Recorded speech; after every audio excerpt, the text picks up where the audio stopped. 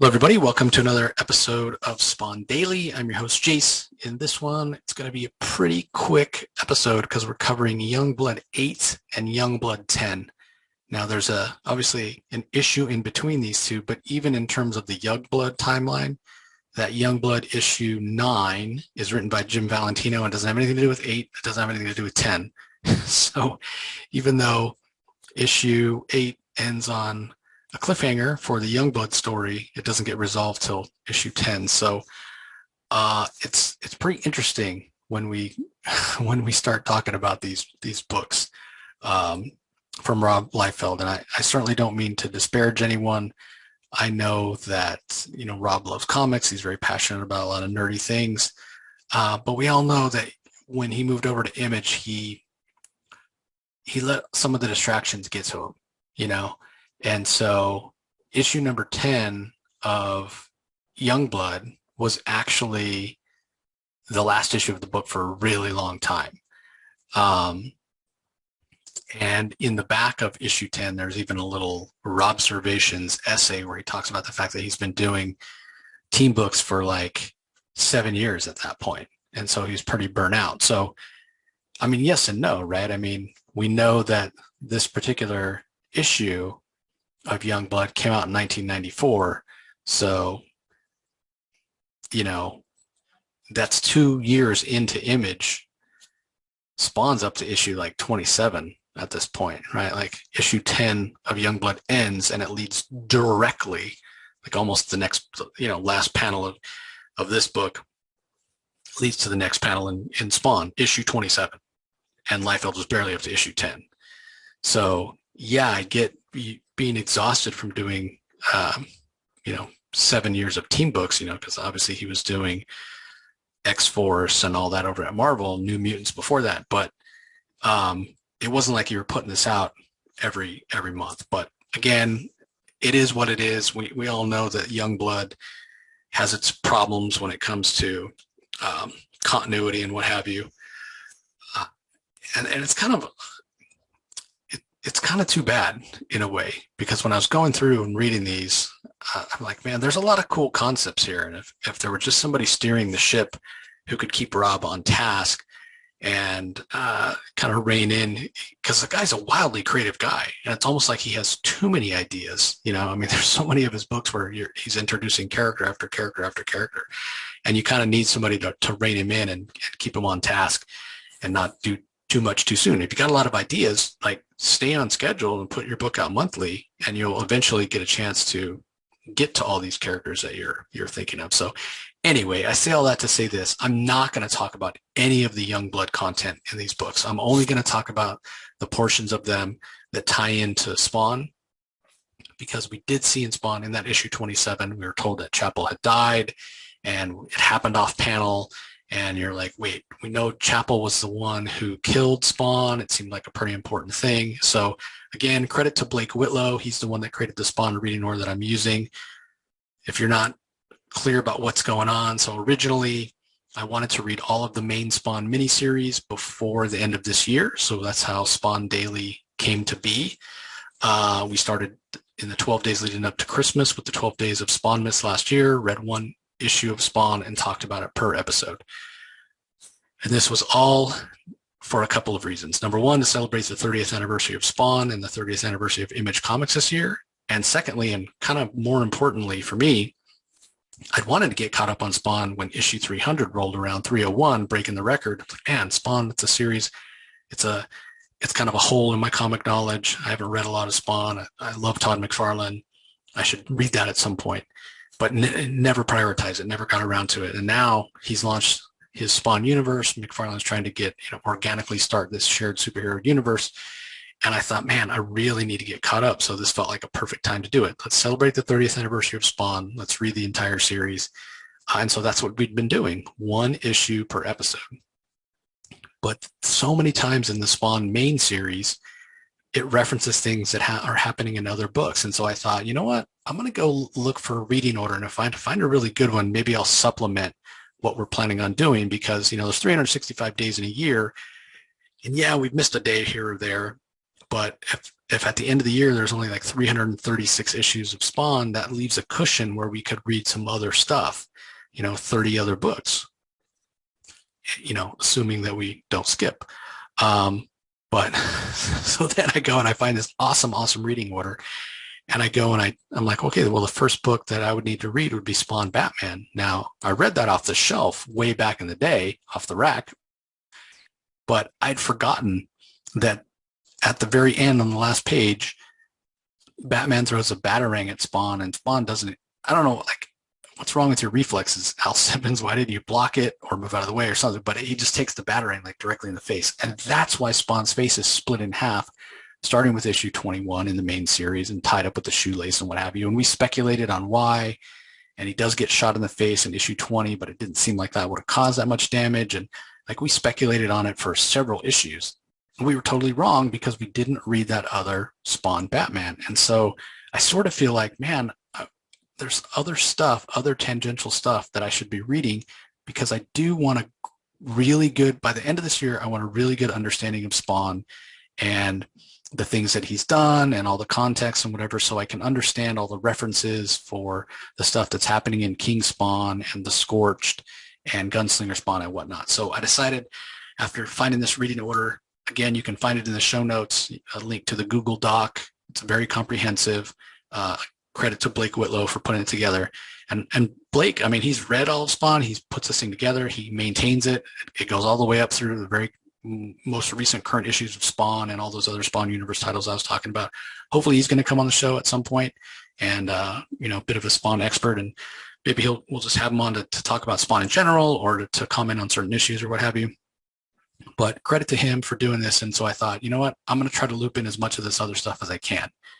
Now, the problem is when you do that, there's like, I don't know, now I'm adding in another, 150 issues. And now all of a sudden my cushion has disappeared. And I don't want that, right? I wanted to finish before the end of the year. So as it stands right now, I made a schedule. I'll finish with the first issue of the Spawn universe on New Year's Eve if I don't speed up at all. But I also want to keep it to just one issue of Spawn per episode for you guys, because I don't want to overwhelm you, and I don't expect anybody to go out and buy all this stuff or what have you, but it's a good recap. So in order to make it work, what I'm having to do is consolidate a lot of the other ancillary material. So there may be an episode where I talk about an entire 6-issue arc of Sam and Twitch, for example, but I might also still release a Spawn episode on that same day. So you can choose to listen to the extra stuff like the Sam and Twitch or the Curse of the Spawn or Spawn Witchblade or Spawn Blood Feud or whatever other stuff that's not the daily Spawn. You can choose to listen to that if you want, or you can skip it if you don't feel like it. So that's how I'm going to do it, to try to keep on to a usual schedule. As far as the Spawn series goes, I still will only ever do one issue of Spawn per Spawn daily episode. The other stuff, I think almost all the other stuff, I'm going to be doing multiple issues because that's the only way I can fit it in the timeline, except for a few here or there where they're like one-shots where I might just cover one. So we'll see how it goes. Everything's in flux. It's not like I make any money doing this. In fact, it's pretty expensive to pay for all my equipment and my media storage and my website and all that every year. But I do it because I love it. I do it because you guys enjoy it.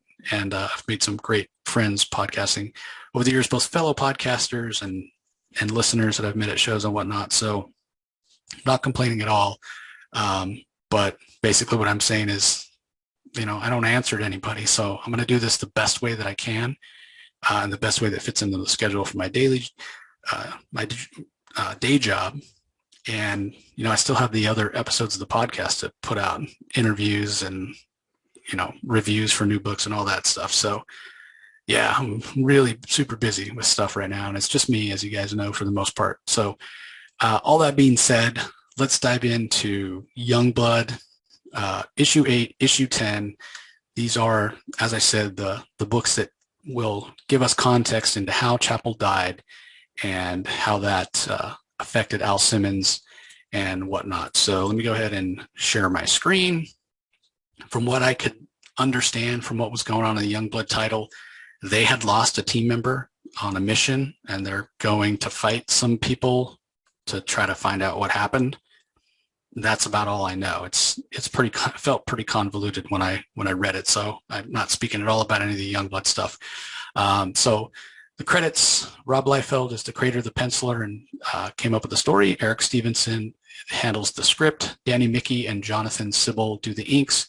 Kiko, Taganashi, Donald Skinner, and Andre Koromov do the colors and the color separations, and Kurt Hathaway on lettering. So I blacked out the other pages so you don't have to worry about what's going on in the panels that don't have anything to do with what we're going to talk about. So the first page that we actually get something that's happening, we see the Youngblood jet flying over New York City. And meanwhile, in the alleys that Spawn calls home, he's hanging out with his buddies, kind of on the outskirts of everybody. He's not as close to them at this point. Again, this is leading up to issue 26. There's Bobby, the guy that sewed up his face. There's the shoelace stitches that I was talking about with the Batarang. And the guys are just hanging out, having as good of a time as you can when you're homeless, I guess. And then all of a sudden, Spawn, they're giving him a bad time, this and that, and everybody's telling Bobby, who's probably the bum that's closest, or homeless person, I don't know, bum's politically correct or whatever, but anyway, the person that Spawn's closest to, and he's having a really good time. They're like, hey, you should chill out. Don't give Al, as they call him, Spawn, don't give him such a bad time. He might zap you. And Bobby's laughing, going, we're buddies. He's my pal. Old stitched up hamburger head's not going to hurt me. I don't have to worry about getting zapped. And right when he says that, he gets zapped, like literally gets zapped in the back of the head. And everybody's like, what the hell's going on? And they start running, and Spawn, who was kind of around the corner and lost in his own thoughts, hears all the commotion. He's like, what's going on? And one of the other homeless guys is like, it's Bobby. He had his head blown clean off. Chaz too. You got to stop him. You got to stop him. And Spawn's like, who do I have to stop? And the guy turns around and says, him. And as Spawn turns around and looks, he sees that it's Chapel. So we get a pretty cool, great example of Rob Liefeld art here, as we see Chapel with the skull on his face, in terms of the last time that Spawn and Chapel got together in Botswana, when Spawn basically kidnapped him and scarred him and said, you're going to go through life with this skull on your face. And Chapel's like, hey buddy, it's me. What are you up to? And Spawn's like, leave my friends out of it. If you have a problem, it's with me. They're innocent. You shouldn't be messing with them. What do you want? And Chapel's like, well, I figured you would have known by now. I want you. He's like, what are you talking about? And he says, look, man, I've risen up to the ranks of Youngblood, the CIA, Bloodstrike. I know everything there is to know about you. And, the city doesn't lie. There's been serious trouble, hellfire, and all kinds of stuff going on. Jason Wynn's been involved. And so, I knew where to find you. And now I want some answers. And Spawn's like, well, why should I tell you anything? I don't care what you want. You don't scare me. Get the hell out of here. And Chapel's like, well, I might have scared the hell out of you, and I might not be able to do any damage to you, but I can sure hurt your buddies. And Spawn's like, they don't have anything to do with this. You need to leave them alone. And Chapel, being, pretty much the bad guy that he is like, you give me what I want and I'll leave them alone. But, I've already shot a lot of bums tonight. So you going to use your power to help those bums, or you're going to use it to stop me? Those are your choices, right? And obviously Spawn's, he's pretty upset about that. And that's it. That's it for issue 8. Chapel hunts him down, finds him in the alley, kills a bunch of Spawn's friends, and then says, I want something from you, and if you don't give it to me, then I'll kill more of your friends. So yeah, Chapel, not a nice guy. But that's it. So I'm certainly not going to get into a convoluted storyline that's going on in Youngblood that doesn't have anything to do with Spawn. But this is important because in issue 10, it picks up right where this leaves off. So we'll go ahead and jump over to issue number 10, another Leifeld cover there. Let me reduce the size. There we go. So same creative team: Rob Liefeld, Eric Stephenson, Danny Miki, Jonathan Sibal, Christian Lichtner, and Kiko Taganashi on colors. And then we've got Extreme colors and Kiko Taganashi on color separations, Kurt Hathaway on letters. So first page, again, we're right back into that Spawn Chapel storyline. And Chapel's, like I said, literally picks up right where the last one left off, because he's like, okay, what's your answer, Spawn? What's it going to be? Are you going to help me? You know, save your buddies? You going to run off? Like, what's the story? And Spawn's like, well, I don't really have a choice. So, you know, what do you want? What are you doing here? And what Chapel tells him is that my life's become crap, basically. And you were dead. You know, I killed you and you come back. I want to know how you did it. And Spawn's like, you don't know what you're asking, man. Like, where I've been, you don't want to go there. Like, as much as Spawn hates the guy, like, apparently he doesn't wish that on anybody. You know, he has learned more about his situation since the last time he talked to Chapel. So he really wouldn't wish it on his worst enemy. And Chapel just, you know, he thinks Spawn's trying to pull a fast one on him. He's like, why don't you let me decide? You answer my questions. Otherwise, I'm going to start my own personal war on your buddies. So tell me what I want to know, or I'm going to scratch this itchy trigger finger. And Spawn's like, no more bloodshed, no more killing. You want to know, I'll tell you. And he's like, well, you already know the part where you killed me, and you already know about me scarring you in Botswana. So let me fill you in on the stuff that you don't know. And he tells him about how he never believed in heaven or hell. But after Chapel killed him and he crossed over that thin veil to the other side, he certainly didn't find himself before the pearly gates. That I was in hell, and there was this demon there. And when I was alive, I didn't really care about my eternal soul, or didn't even give it a second thought. But once I was in hell, all I wanted was to live, you know, to have my soul resurrected, to come back to life and be able to spend time with Wanda. And I was willing to give up everything for that. And I got my second chance, but it wasn't what I thought it was going to be. I didn't get to come back the way I wanted to. I didn't get to come back on my terms. 5 years had passed. And in that time, Wanda remarried and had a baby. And I always wanted a kid. And all of a sudden I come back and she has it with somebody else, the thing that I couldn't give her. And in a way, it's almost worse than hell. And Chapel kind of laughs at him. He's like, man, you're breaking my heart here, Al. Like, save it for somebody who cares. You got a second chance at life. And all you're doing is wallowing in self-pity. Like, you're pathetic, man. You beat death, right? You beat death, and you're not half the man I am. So if you did it, then I can do it. So we leave them for a little while, and there's the big Youngblood storyline going on. And when we come back, we see Spawn telling Chapel that he doesn't really understand what he's saying. He's like, he calls him Bruce. That's actually his name. Bruce Stinson is Chapel's real name. He's like, Bruce, you don't know what you're getting yourself into. It's wrong. And Chapel says, no, maybe it was wrong for you, but this is what I want. This is my ticket to ride. I want this. I want the power that you have. You know, my life has always been nothing. I came up with nothing, dirt poor.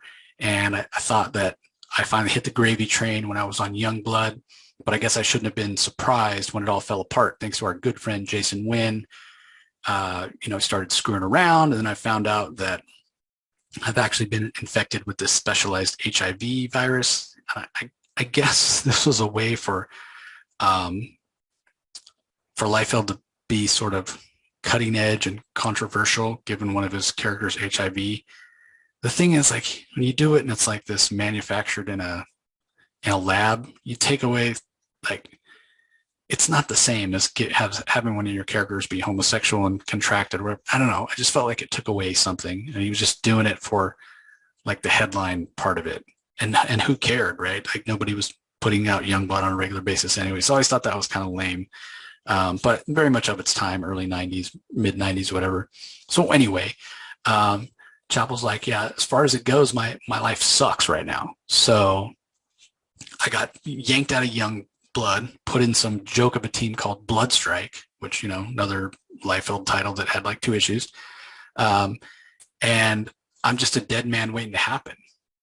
So I figured, why not have what you have, like, instead of this crappy life?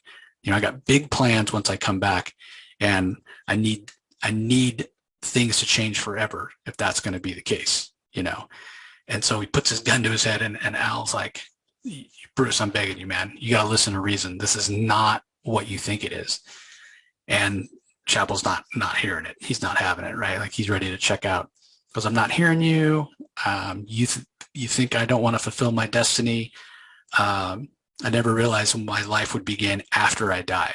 Like, I know there's something important waiting for me. And so then we get this Leifeld page, and I suppose it's supposed to be gruesome, or I don't know. It's, in my opinion, it's not very good art. We see his eye and one of his ears go flying off or whatever, but it's not, I don't know. It doesn't look like what it feels like it would look like if somebody blew their head off, but whatever.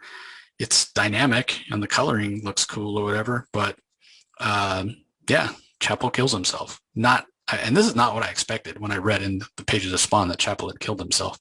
Thought maybe he was despondent, felt actually bad for killing his friend, but no, it's because he's being even more Chapel-y by wanting more power. So Spawn sees it happen. He screams out no, but obviously it's too late.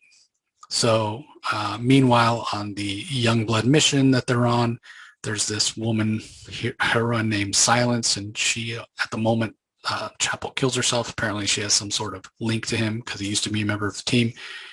And so she screams out, and a couple of her teammates come to the rescue and say, "What is it? Are you okay?"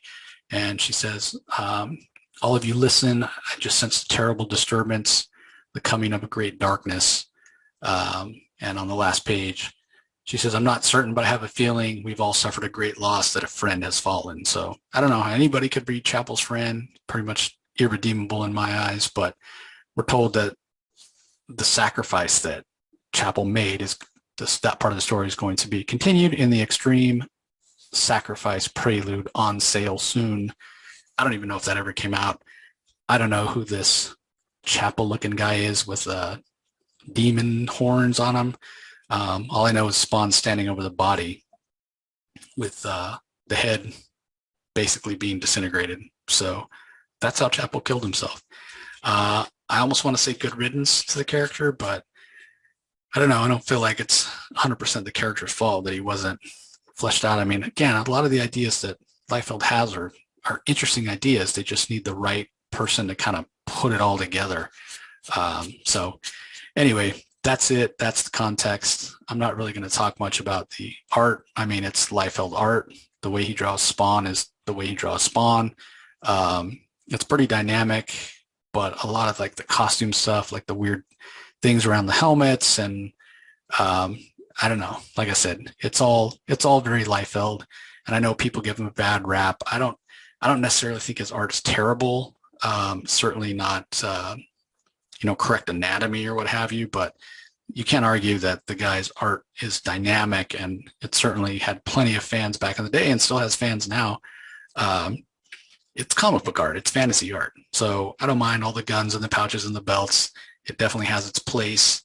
I do feel like I don't enjoy it as much as I used to, maybe because it got copied a lot or whatever, where you get tired of seeing the same old character designs, because they'll come up with new characters, but it's, how many characters have the prophet headgear kind of thing that like Shatterstar has and all that. It's like he only has like 4 or 5 designs. And he recycles a lot of stuff. So I guess it gets kind of old. But yeah, I mean, in terms of telling a story, I don't think Rob gets enough credit for being a good visual storyteller from panel to panel. I mean, you can talk about his rendering or his anatomy or, how he copies character design. But the fact of the matter is the guy can tell a story in a really good way. I mean, if you look at these pages here where we zoom in on Chapel as he's talking about killing himself, like closer and closer, and then the panel there that's overtone in red coloring is fantastic. You know, it's a lot of emotion or whatever. And yeah, maybe Chapel has a crappy reason for killing himself, but it's still impactful. I mean, I imagine at the time it was a big, like, oh my God, Chapel killed himself. So, and this isn't the last we'll see of Chapel in the pages of Spawn. So whether he becomes a Spawn or something like that, you'll have to wait and see. Keep listening to the Spawn Daily, and you'll figure that out. So anyway, that's going to do it for this episode, everybody. Hope you enjoyed it. Hope it gives some context to how Chapel died and the fact that Spawn was there. And again, it ties in with what's been happening in the first couple of years of Spawn issues and leads directly into issue 27. So that's going to do it for this episode. Appreciate you guys listening as always, and we'll talk to you next time.